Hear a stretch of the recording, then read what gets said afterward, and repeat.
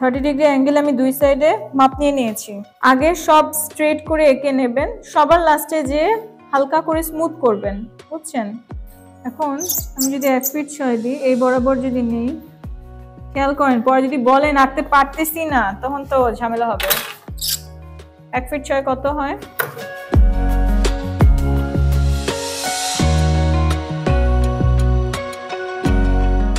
এই যে এই কর্নারটা আছে না, এটা ধরে মনে করেন 30 ডিগ্রি অ্যাঙ্গেলে নিলেন, এটা থেকে 30 ডিগ্রি অ্যাঙ্গেলে নিলেন। দেন আমার হাইটের জন্য কি করতে হবে, হাইট দিয়ে স্ট্রেট করলাম আমি। তা আমি আগে এটা ফ্রেমিং করছি। এখন এটা ফ্রেমিং করতে হলে ফার্স্ট আমাকে কি করতে হবে, আগে আমাকে এগুলোর হাইট টাইট বের করতে হবে। বের করার পর আমি তখন এগুলোর অ্যাঙ্গেলগুলো মানে স্মুথ করব।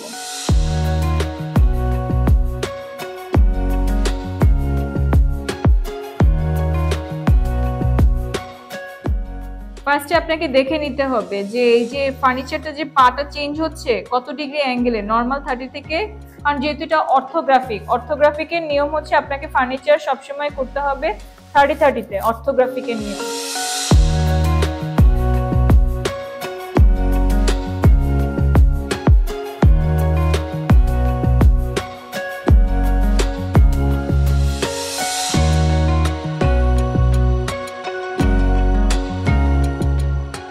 ডিগ্রি অ্যাঙ্গেল আগে শুরু করে নেবেন। আপনি দেখেন পা আমি কয়েকটা জিনিস করে নিয়েছি, পা করেছি, সিটিং করেছি, এই পাটা করেছি, বুঝছেন?